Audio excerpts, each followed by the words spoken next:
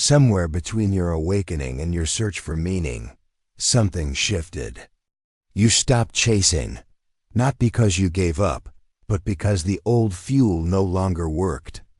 The silence felt holy at first, but now it feels hollow. Your energy is missing, your ambition is fading. This is not failure. This is the moment Carl Jung warned us about. And it may be the beginning of something far more powerful. His name is Daniel. 33 years old, soft-spoken, deeply reflective. The kind of man who always felt that the world was too loud, too fast, too fake.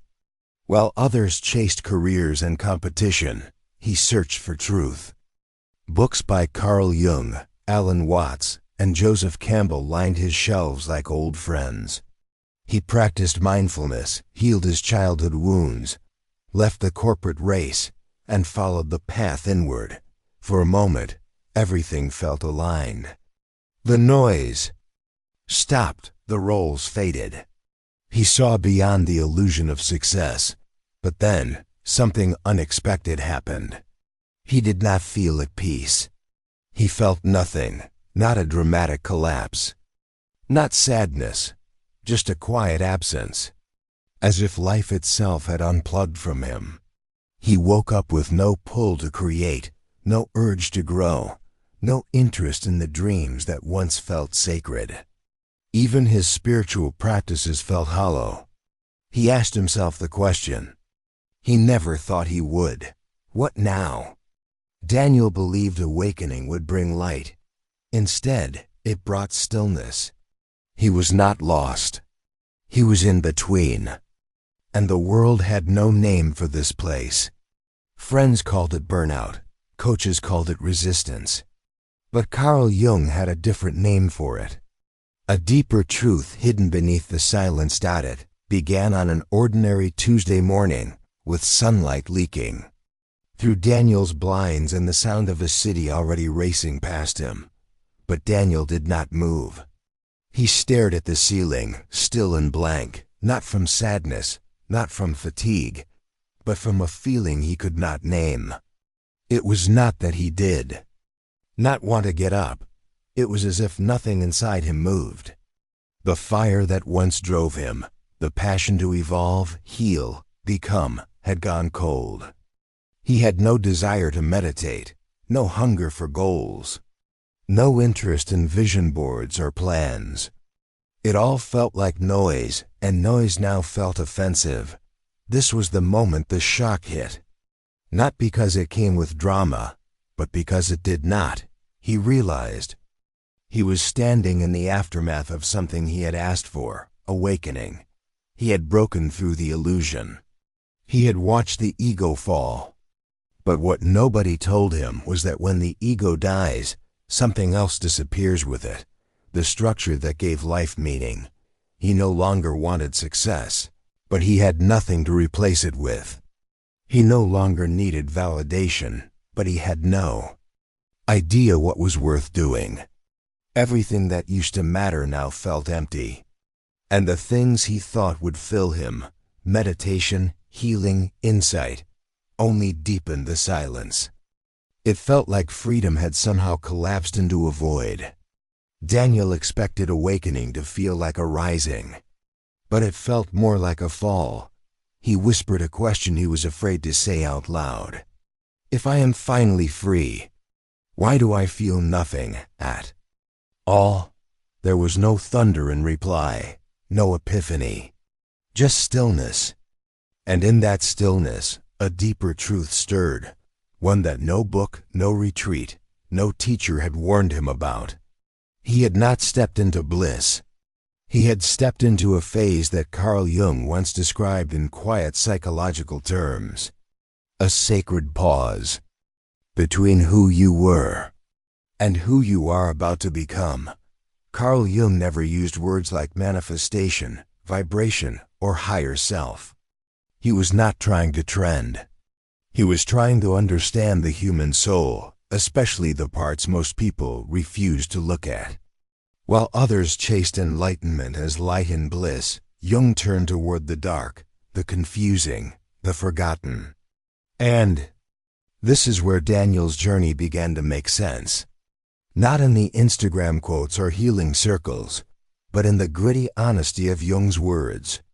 Enlightenment does not come by imagining figures of light, but by making the darkness conscious. Daniel had read the quote before. This time, it hit differently. Jung believed that awakening was not a final destination. It was a confrontation. A collision between the small self, the ego, the persona, the mask, and the vast, untamed forces of the unconscious. He taught that the moment we become aware of our internal programming, we do not find clarity.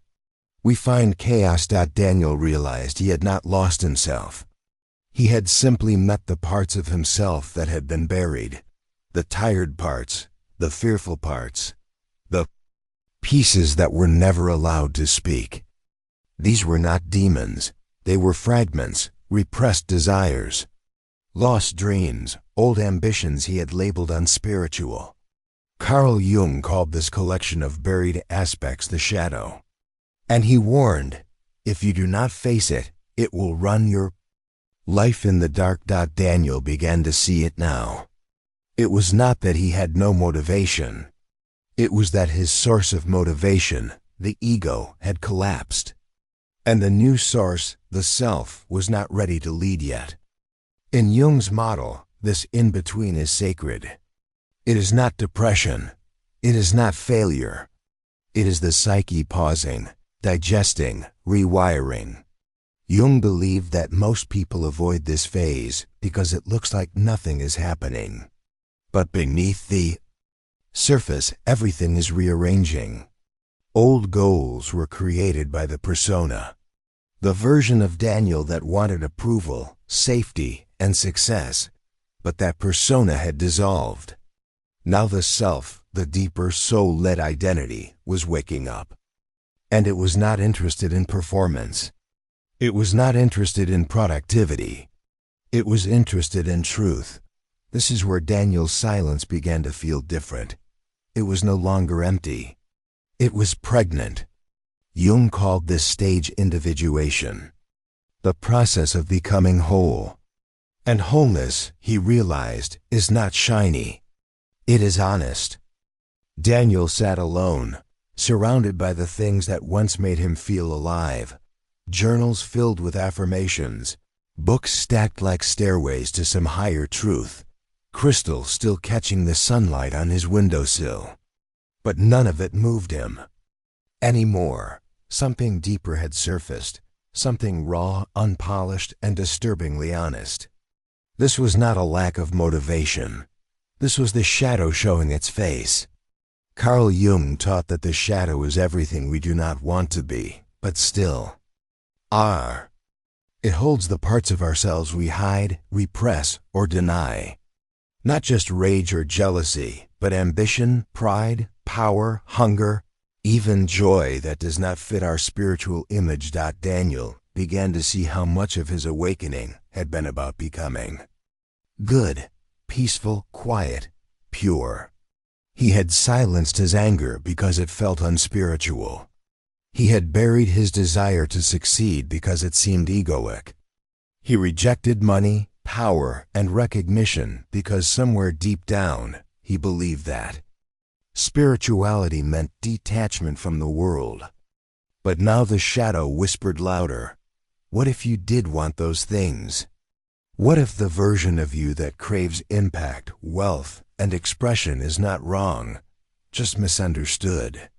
That whisper hit harder than any meditation ever had. Daniel was beginning to understand what Jung meant when he said, one does not become enlightened by imagining figures of light, but by making the darkness conscious. The shadow was not asking to be fixed. It was asking to be seen. And in that seeing, without judgment, Daniel felt something shift. He realized that rejecting the ego completely was just another form of ego, a spiritual persona, polished and approved by modern spirituality, but just as hollow as the corporate mask he once wore. True awakening, Jung taught, is not the destruction of the ego. It is its integration. The ego must not be eliminated. It must be aligned with the self, not as the leader, but as a servant. And that meant Daniel had to make peace with the parts of himself he had once labeled bad. He began to ask harder questions. What if ambition is sacred? What if making money can be a spiritual act? What if hiding your gifts in the name of humility is actually selfish? The more he looked, the more he saw. His fear of being seen, his shame around success, his guilt over wanting more. These were not obstacles, they were the curriculum. Carl Jung called this work shadow integration. And he believed it was not optional, it was the doorway to wholeness. Daniel did not have all the answers. But for the first time, he was not afraid of the questions. He was no longer running from the shadow. He was sitting with it. And in that sacred seat, something began to glow inside him, not light from above, but fire from within. Daniel did not wake up with a lightning bolt. No vision. No angelic chorus. Just a small, steady sense that it was time to move again. Not the frantic movement of the past, not the productivity of proving himself, but something quieter, deeper. True. This was not motivation as he once knew it. It was not fueled by fear, status, or needing to be enough. It was something else, a whisper that said, "Let's begin." Carl Jung believed in what he called the symbolic life, living not through the demands of society or the ego's games, but through alignment with the self. That self, he said, communicates in symbols, dreams, images, synchronicities. It does not shout, it nudges. And Daniel began to follow those nudges. He started writing again, not to get likes or followers, but because words had always been his soul's language. He reached out to a friend, not out of obligation, but because the silence between them no longer felt aligned. He cleaned his living space, not for control, but because the energy around him finally mattered. Little by little, Daniel was rebuilding, not his life as it was, but a new one, rooted in truth. He no longer forced goals. He listened. He asked different questions now. What wants to move through me today? What choice honors my soul, not just my plan? What action feels alive, even if no one sees it? Carl Jung would call this the process of individuation, the integration of all parts of the psyche into a harmonious whole. Daniel wasn't chasing balance, he was becoming it. The parts of him that once felt at war, the ambitious dreamer, the spiritual seeker, the skeptical realist, were beginning to sit at the same table. And with that, something miraculous began to happen. Energy returned.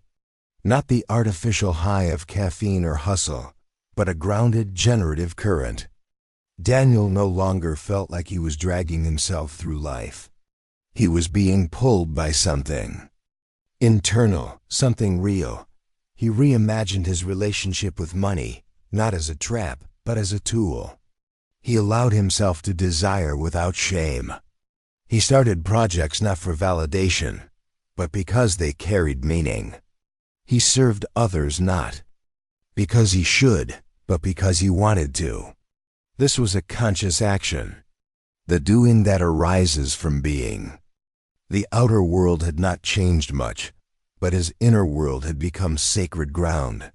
Every choice was a form of alignment now. Every task, a small ritual of integrity. Daniel no longer needed motivation in the old sense. He had discovered something better, devotion. A devotion to becoming, to expressing, to honoring the self that had always been quietly waiting beneath the noise. And from that space, he began to live, not as a persona, not as a brand, not even as a seeker, but as a whole human being. Just when Daniel thought he had found balance, life tested him, as it always does when you're building something real. An unexpected opportunity arrived. A major speaking event, big stage, big names, big check. The kind of moment he would have killed for in his old life. The version of him that needed recognition to feel worthy. It was flattering, tempting, almost perfect, but something felt off. It wasn't fear. It wasn't insecurity. It was a quiet dissonance in his body, like putting on clothes that no longer fit. The offer was aligned with his old image, the polished version of himself that knew how to impress, perform, play the part, but that version had died. Carl Jung said, "The privilege of a lifetime is to become who you truly are." And becoming that person meant you would often face a choice between the comfortable lie and the uncomfortable truth. Daniel was now at that crossroads. Was he going to betray the self to satisfy the persona? He sat with the offer. Not in strategy mode, not in logic, but in stillness. Dreams came. Symbols surfaced. A hallway with many doors. Some doors led back to glittering cages. One led into darkness. Unknown, raw, but alive. That was the one that scared him. And so, he knew it was the one. He declined the offer. Not because he was afraid, but because it was no longer aligned. That decision didn't feel triumphant. It felt lonely, strange. The world around him didn't understand. Friends asked, "Why would you turn it down? Are you sabotaging yourself?" But Daniel knew better. He was not sabotaging. He was choosing. This was the test Jung spoke of, when the shadow and light meet in full consciousness, and you must decide. Which version of you will lead? The ego screamed for the spotlight. The self whispered, "Stay true." Daniel passed the test, but it came at a cost. No applause, no viral validation. Just the quiet, sacred knowing that he did not abandon himself. In that moment, something clicked. He realized he was no longer rebuilding his life. He was rebirthing his identity. Not based on external metrics, not even based on spiritual ideals, but on the subtle daily dialogue with his inner truth. This was not the climax in the cinematic sense. No music swelled. No trophy was raised. But in the inner world, the only world that truly matters, a line had been crossed. A former self is buried. A deeper self is born. And this birth was not a single moment. It was a commitment to choose again and again what aligns, what heals, what honors the whole. That was the real test. And he passed, not because he got the reward, but because he no longer needed it. Weeks passed. The world didn't applaud Daniel's choice.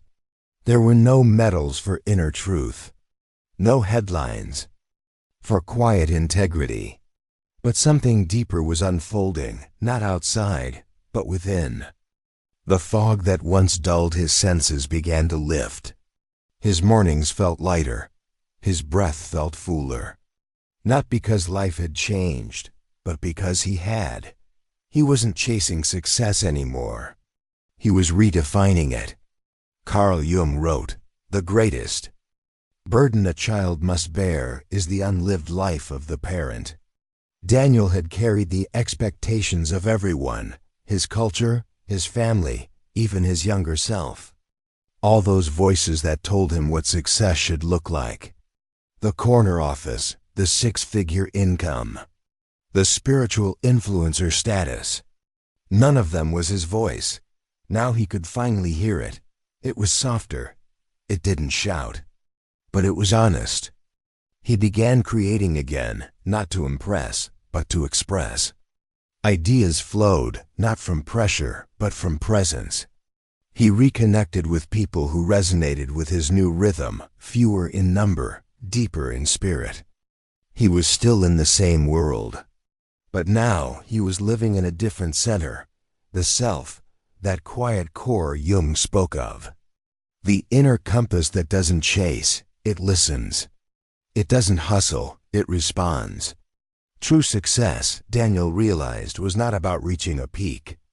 It was about living from the depths, creating from truth, aligning with what you cannot explain but deeply recognize. A life not fueled by fear of failure, but devotion to inner wholeness. This wasn't the success he once imagined. It was better. It was sustainable, real, soul-fed, and it didn't need to be loud to be powerful. In the end, Daniel didn't return to who he was. He evolved into who he really is. Not the mask, not the performance, but the self behind it all. This is what Carl Jung meant by individuation. And this quiet, sacred alignment, was the real success all along. If this story touched something in you, you're not alone. You're on the path Carl Jung called the journey of the self, and it's real, raw, and worth it. If you felt seen, leave a comment below. Tell me where you are in your process. And if you want more content like this, where psychology meets soul, don't forget to like this video, subscribe to the channel, and hit the bell so you don't miss what's coming next. Because awakening isn't the end of your story, it's where your real story begins.